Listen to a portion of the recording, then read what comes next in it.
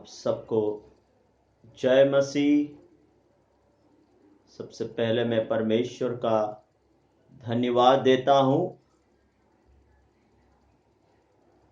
और आज का दिन फिर से आप लोगों के बीच में वीडियो सेशन के द्वारा आने के लिए परमेश्वर ने सहायता की, इसलिए मैं प्रभु का धन्यवाद देता हूं। पिछले हर वीडियो सेशन में हमने सब अनेक वचनों के द्वारा हम सुने हैं। आज की इस वीडियो सेशन में आप सब लोगों को जल्दी आने वाला प्रभु यीशु मसीह के नाम से आप सबको इस वीडियो सेशन के लिए स्वागत करता हूं। हम पिछले दिनों में जो भी वचन हम सुने हैं वो सुनने के समान ना रहें, केवल सुनते हुए अपने मन में ज्ञान की तरह रखने के लिए भी ना बने, बल्कि परमेश्वर का वचन हृदय के अंदर बीज बोने के समान होना चाहिए।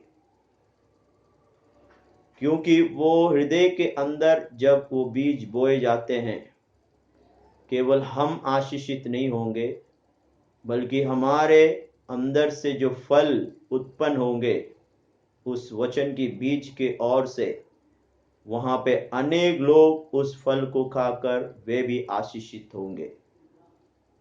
इसलिए आज इस वीडियो सेशन में मैं आप लोगों से कहना चाहता हूं कि आप लोग परमेश्वर का वचन जो सुनते हैं वो अपने जीवन में अभ्यास करें और वो अभ्यास अनेक लोगों के लिए, अनेक जनों के लिए, दोस्तों के बीच में, परिवार के बीच में आशीष और अनुग्रह का कारण होगा।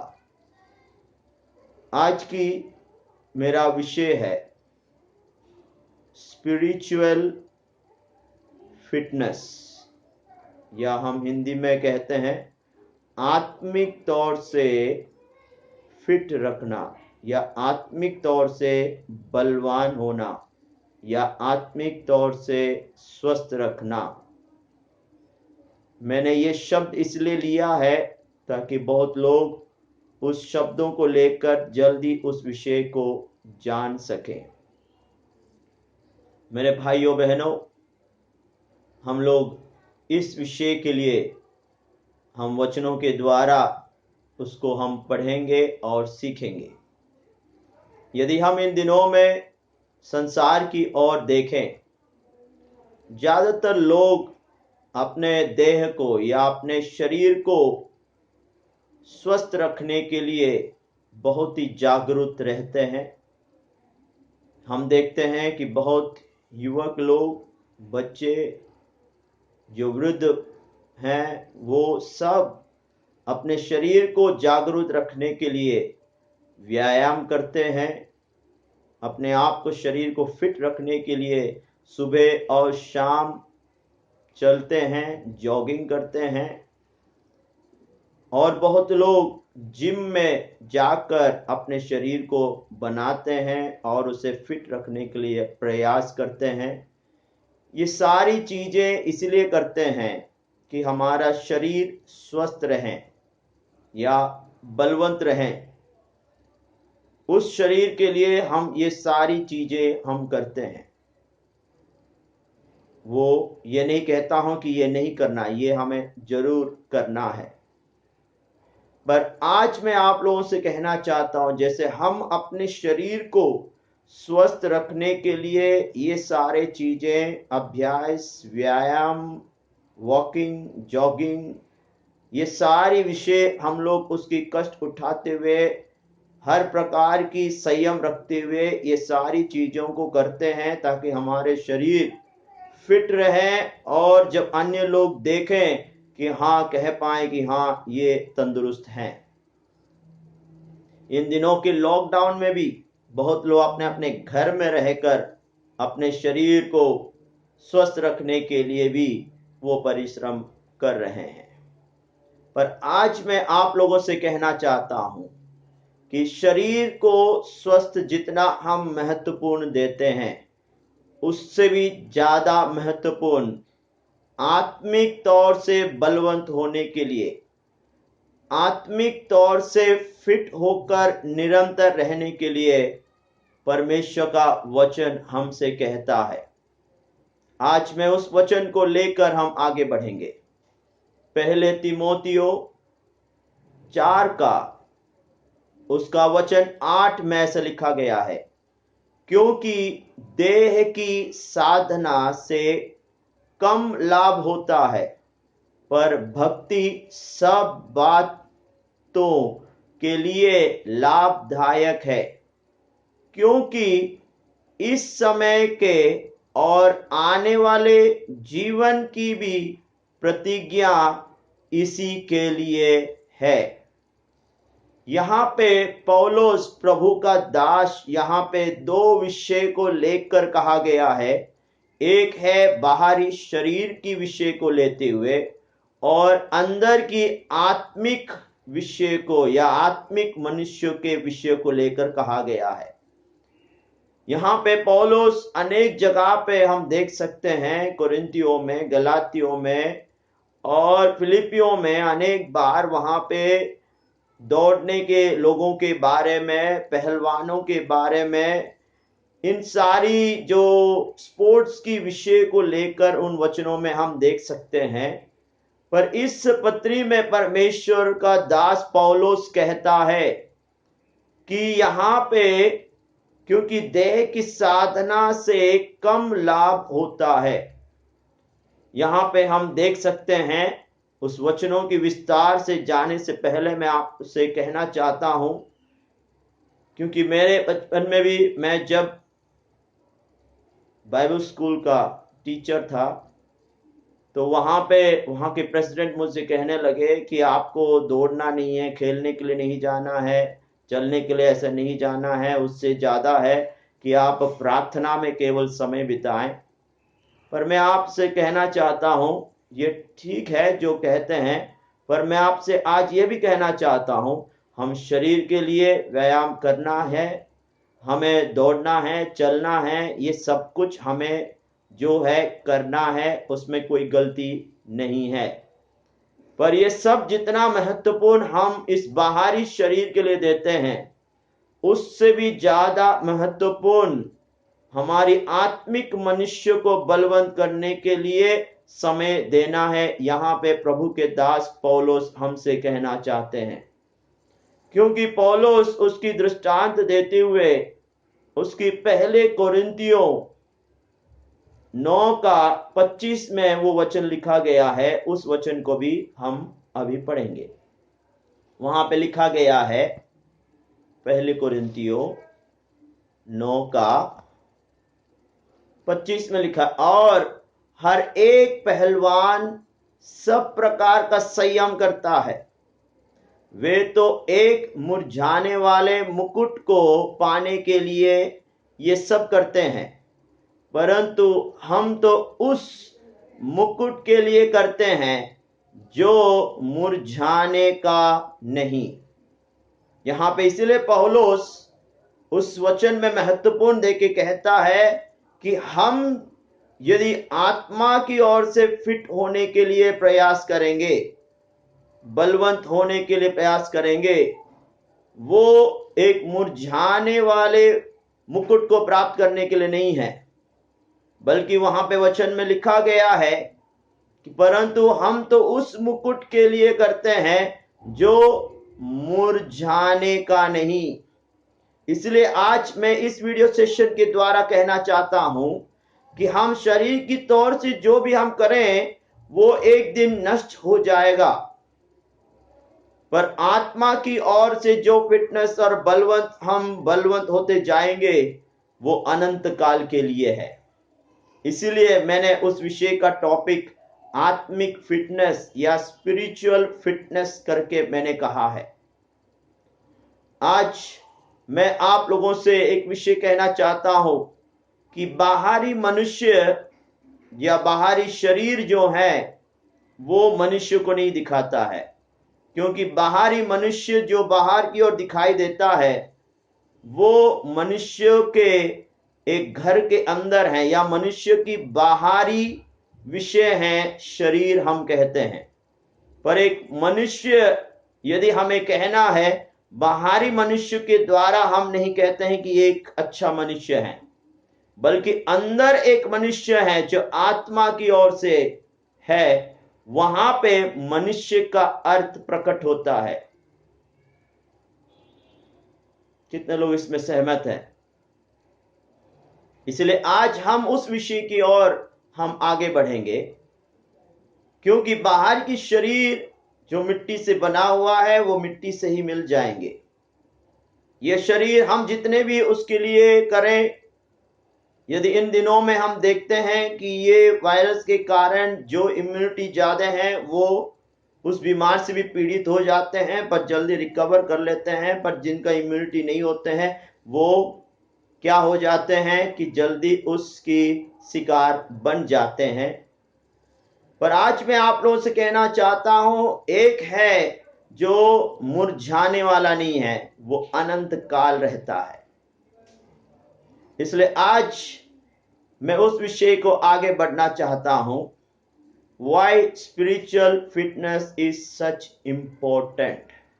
क्यों आत्मिक फिटनेस या बलवान होना सबसे ज्यादा महत्वपूर्ण है। बहुत लोग सोचते हैं कि क्यों हमें आत्मा में बलवंत होना है, क्यों हमें प्रभु के निकट प्रार्थना में अधिक समय बिताना है, क्यों हमें आराधना करनी है, क्यों हमें प्रभु में बलवंत होना है या आत्मा में बलवंत होना है। मैंने यीशु को जान लिया है, बपतिस्मा ले लिया है, मैंने प्रभु की सभा में आराधना करने के लिए जा रहा हूं, मैं हर संगति में भाग ले रहा हूं, प्रार्थना में भाग ले रहा हूं, ये सब मैं कर रहा हूं। पर उससे भी ज्यादा हम आत्मा में कैसे बलवंत हो पाएंगे, या आत्मा में मुझे बलवंत होना है, क्या ये महत्वपूर्ण है। आज मैं कुछ पॉइंट को लेते हुए आपके सामने रखने जा रहा हूं। क्यों हमें आत्मा में फिट रहना सबसे महत्वपूर्ण है। उसका सबसे पहला पॉइंट ये है, yours eternal life depends on it.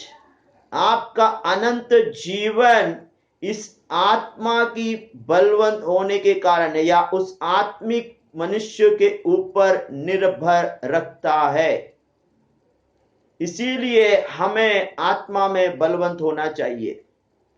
जो जीवन हम इस संसार में बिता रहे हैं उसकी तुलना से भी बढ़कर अनंत जीवन का जो स्वर्ग में परमेश्वर के साथ आनंद बढ़ाएंगे या आनंद मनाएंगे, वो इस संसार की जीवन से भी उत्तम है, महत्वपूर्ण है और आनंद का है। इसीलिए हमें आत्मा में या आत्मिक जीवन में हमें और बलवंत होना चाहिए या महत्वपूर्ण देना चाहिए। हम लोग कभी कभी उस विषय को भूल जाते हैं। हम लोग कभी कभी हमारे अपने शरीर की या बाहरी मनुष्य के विषय को लेकर हम बहुत सारे प्रयास करते हैं, बहुत सारे एक्सपेरिमेंट करते हैं, बहुत सारे परिश्रम करते हैं जो मुरझाने वाला है। हालेलुया। पर जो ना मुरझाने वाले हैं वो है आत्मा, वो है आत्मिक विषय। आत्मा की ओर आराधना करना, आत्मा में भरकर प्रार्थना करना, आत्मा के भरकर वचन को अध्ययन करना, आत्मिक विषयों की ओर ध्यान लगाना, आत्मा में बलवंत होना, वो कभी मुरझाने वाला नहीं है, वो अनंत काल का है। उसका प्रतिफल उससे भी बढ़कर है। इसलिए पौलुस अनेक बार कहा है कि आप जो उस पहलवान के तरह आप जो संयम करते हैं, जो परिश्रम करते हैं, वो तो क्या है, कुछ समय के लिए है, पर वो मुरझाने वाला अनुग्रह होगा या मुरझाने वाला तोहफा हमें मिल रहा है। पर आत्मिक तौर से जो बलवंत होकर करेंगे वो अनंत जीवन उसके ऊपर निर्भर है। इसलिए हमें आत्मा में बलवंत होना 100% होना चाहिए। आत्मा में बलवंत होना चाहिए। वहां पे यदि कोई भी आत्मा में बलवंत नहीं हुआ है, या कोई भी यदि प्रभु को अब तक अपने जीवन को परमेश्वर की ओर नहीं दिया है, आज आप लोगों का समय है कि आपका जीवन यदि परमेश्वर के हाथों में नहीं सौंपा है, आज ये सबसे महत्वपूर्ण समय है कि आप अपने जीवन जो अपने ओर लेकर चल रहे थे, उसके लिए परिश्रम कर रहे थे, आज वो जीवन आपकी सृष्टिकर्ता प्रभु यीशु मसीह परमेश्वर के हाथों में समर्पित करेंगे। वो आज आपको उस अनंत जीवन के लिए तैयार करेंगे और आप उस आत्मिक विषय में बलवंत हो जाएं। प्रभु आपको उद्धार देने जा रहा है। वही रोमियो 10:13 में लिखा है कि जो कोई परमेश्वर का नाम लेगा वो उद्धार पाएगा। कौन सी उद्धार होगा? आपकी आत्मा का उद्धार होगा। इसलिए हमें आत्मा में बलवंत होना चाहिए। इसलिए यूहन्ना 3:16 में भी लिखा है, जो कोई यीशु पर विश्वास करेगा वो नाश ना होगा, अनंत जीवन प्राप्त करेगा। क्या नाश नहीं होगा? शरीर नाश होगा पर आत्मा नाश नहीं होगा। जब आप यीशु को अपने जीवन में लेकर उस आत्मिक जीवन को हर दिन अभ्यास करते हुए, हर दिन बलवंत करते हुए आत्मा में फिट रहते हैं, तो आपको अनंत जीवन प्राप्त होगा। वो आत्मा नाश नहीं होगा, वो मुरझाने वाला विषय नहीं है, वो अनंत काल का एक अनुग्रह का विषय है। इसीलिए ये जीवन जो हम इस धरती में रहते हैं, वचन कहता है कि वो 70 साल या 80 साल तक हम इस संसार में रहेंगे, जो क्या है, वो टेम्पररी है जीवन, या हम हिंदी में कहते हैं अस्थाई जीवन है जो हम इस संसार में रहते हैं। पर उस जीवन के बाद, जो मृत्यु के बाद जो जीवन है, जो स्वर्ग में या अनंत काल की ओर बिताएंगे, वो परमानेंट है, वो स्थायी जीवन है, वो अनंत जीवन है, वो आनंद से भरा हुआ जीवन है। आज हम निर्णय लें कि क्यों हमें आत्मा में फिट रहना है, निरंतर एक एक दिन हमें नया क्यों बनना है। क्योंकि हम प्रभु के वचन में देख सकते हैं, वो प्रभु का वचन रोमियो का 12:2-3 में वहां पे लिखा है कि हर दिन अपने मन को नया करते जाएं। हर दिन हमारी आत्मा को हमें नया करना है, बलवंत होना है। वहां पे ही परमेश्वर प्रसन्न होते हैं। इसीलिए यह महत्वपूर्ण है कि हमें पवित्र आत्मा या परमेश्वर की आत्मा या आत्मिक तौर से बलवंत होना सबसे महत्वपूर्ण है। दूसरी विषय यह है कि इसीलिए महत्वपूर्ण है, your families depend on it. आपके परिवार के सदस्य उसके ऊपर निर्भर हैं। जब हम ये सुनते हैं तो हमें कोई अजीब लगता है, क्या मैं आत्मा में बलवंत होने से क्या परिवार उसके ऊपर निर्भर करता है? आज मैं आप लोगों से कहना चाहता हूं, आपको मैं उत्साहित करना चाहता हूं कि आप क्या करें, आत्मा में यदि बलवंत होते हैं, आपके परिवार आपकी आत्मिक जीवन को देखकर आपके पूरे परिवार उस आत्मा में बलवंत होने लगेंगे। इसलिए आत्मा में फिट रहना सबसे महत्वपूर्ण है। यदि हम परिवार की ओर देखें, बच्चे किन्हें देखते हैं? हम लोगों को देखते हैं, उनकी माता और पिता को देखते हैं। यदि माता और पिता प्रार्थना करने वाला हैं, आराधना करने वाले हैं, संगति में भाग लेने वाले हैं, वचन के अनुसार चलने वाला माता पिता हैं, तो बच्चे सबसे पहले उस विषय को देखेंगे और वे भी वैसे ही करने के लिए अपने जीवन में प्रयास करेंगे।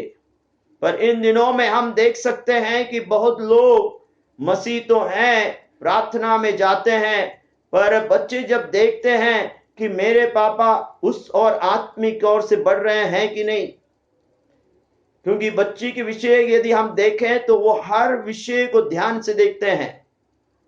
कभी कभी हम उसमें से चूक जाते हैं, क्योंकि बच्चे हमें देखकर सीखते हैं। यदि हम प्रार्थना में बलवंत होते जाएंगे, आत्मा में हम बलवंत होते जाएंगे, वहां पे बच्चे भी उस विषय को देखने लगेंगे।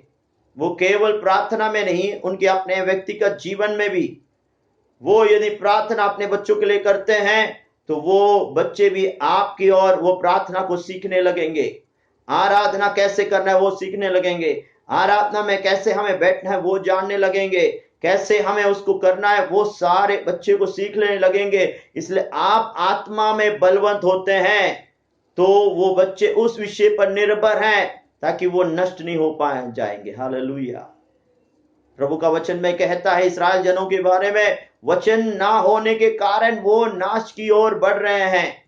यदि उस घर परिवार में एक वचन से भरा हुआ, आत्मा से बलवंत हुआ एक भाई या एक बहन या एक माता पिता वहां पे हैं, तो वो बच्चे भी उस आत्मा के विषय को देखकर वो भी बलवंत होने लगेंगे। दूसरे विषय ये है कि वहां पे आपके परिवार, आप अकेले विश्वास में आए होंगे आपके परिवार से, पर आपके परिवार आपके जीवन में ये देखेंगे कि कैसे उसकी जीवन क्या हो रहा है, उनके जीवन में क्या परिवर्तन आ रहा है। क्या परमेश्वर की ओर से आत्मा में बलवंत जब होते रहेंगे, परिवार के सदस्य भी आपके ऊपर ध्यान देने लगेंगे। क्यों? आप उस प्रभु की आत्मा, जो सत्य का आत्मा है, जो हमें सत्य मार्ग की ओर हमें चलाता है, उनके जीवन की परिवर्तन को देखते हुए परिवार के सदस्य भी उस आत्मा की विषयों को देखते हुए वे भी उसके ऊपर आगे बढ़ने के लिए अपने जीवन में तैयार हो जाएंगे। हालेलुया। उसी समय हमारे दोस्तों के बीच में, रिश्तेदारों के बीच में जब हम आत्मा में बलवंत होते जाएंगे, उन सब का दृष्टि आपके ऊपर होगा, क्योंकि वो देखने लगेंगे ये भाई ये बहन निरंतर प्रार्थना में समय बिता रहा है, निरंतर आत्मा में बलवंत हो रहा है, निरंतर वचन की अध्ययन कर रहा है। केवल उतना ही नहीं, वो प्रभु की जो स्वभाव है उनके बातों में, उनके चाल चलन में, उन हर कामों में प्रकट हो रहा है। वहां पे दोस्त आके पूछने लगे, भाई आपके जीवन में क्यों ऐसा हो गया है, बहन आपके जीवन में ये बदलाव कैसे आया है?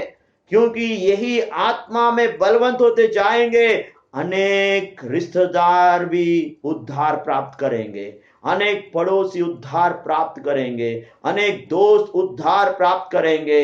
इसीलिए हमें आत्मा में बलवंत होना महत्वपूर्ण है। उसकी तीसरा पॉइंट और आखिरी पॉइंट यह है कि पूरे संसार भी इस विषय के ऊपर ही निर्भर है। आप कहेंगे कैसे? The world also depend on it. Hallelujah.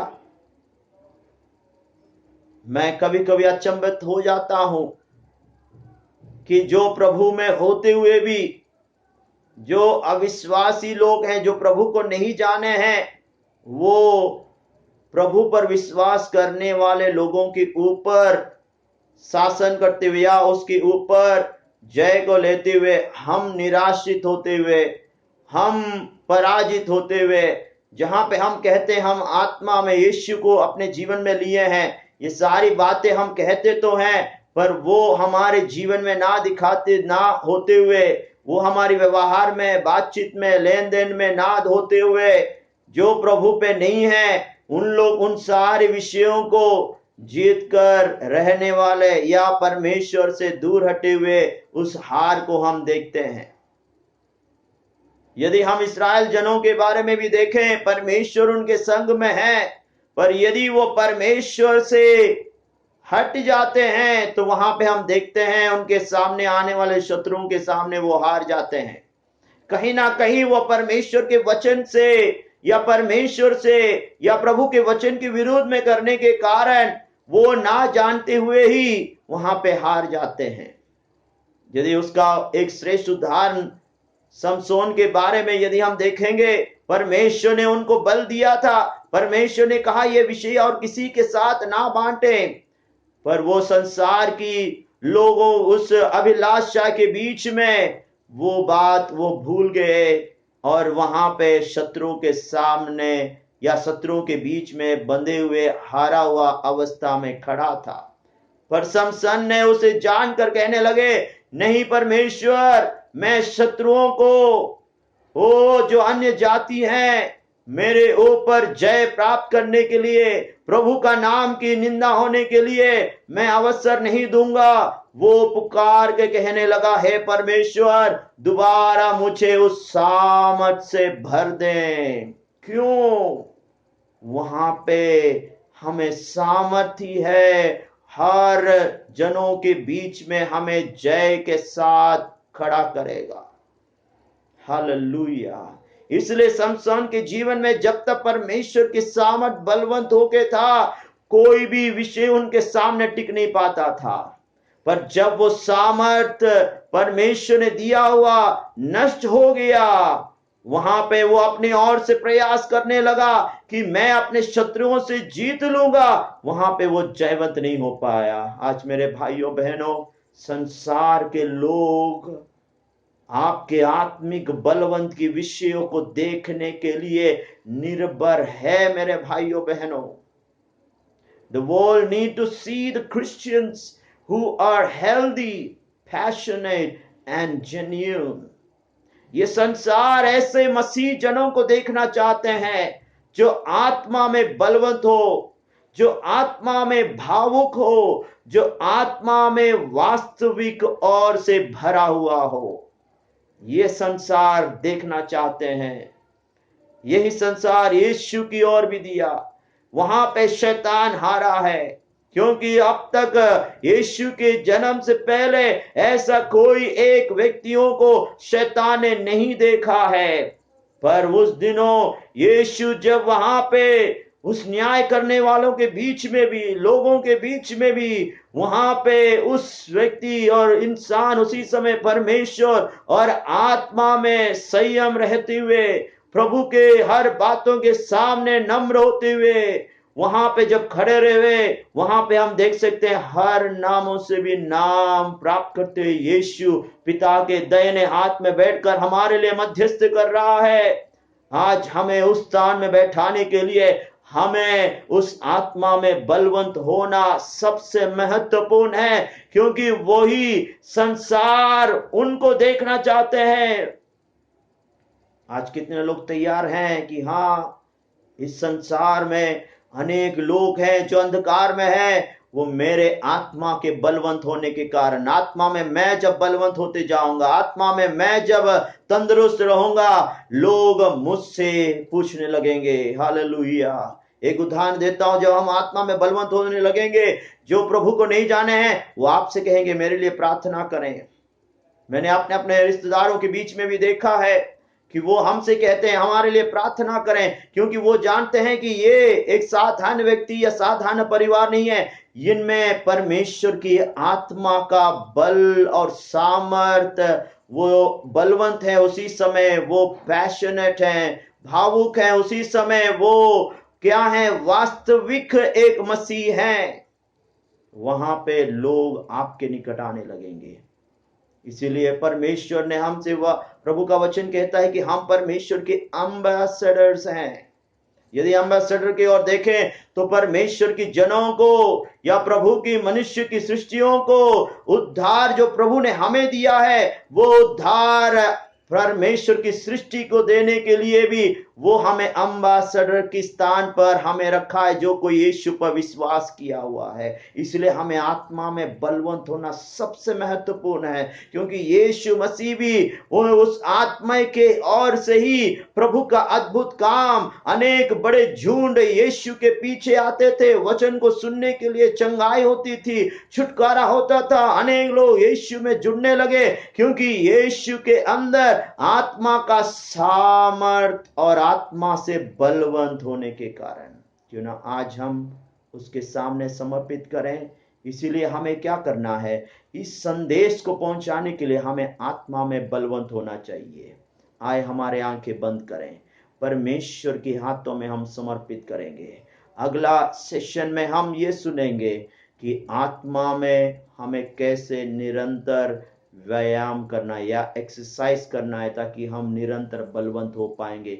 ये अगले सेशन में हम सुनेंगे, पर आज इस सेशन में हम प्रभु के हाथ में दें और प्रार्थना करें।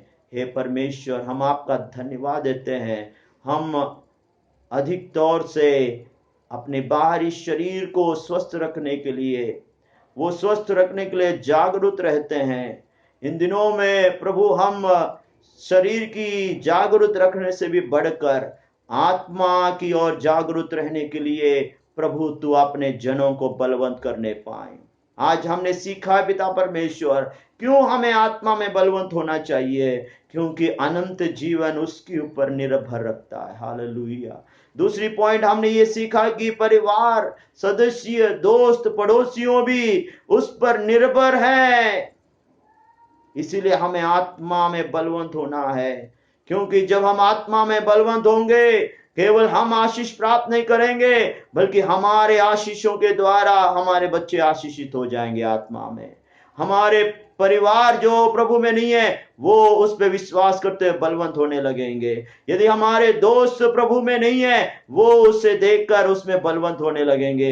आपके परिवार, आपके दोस्त, आपके पड़ोसी, आपके रिश्तेदार उस विषय के ऊपर देखते हुए वे भी बलवंत होने लगेंगे। इसलिए हमें आत्मा में बलवंत होना चाहिए। केवल उतना ही नहीं, पूरे संसार भी उसके ऊपर निर्भर हैं। वो ऐसा मसीह को देखना चाहते हैं जो प्रभु के आत्मा में बलवंत हो, प्रभु की सामर्थ को प्रकट करने वाला हो, परमेश्वर की आत्मा में भावुक हो और वास्तविक ओर से हो।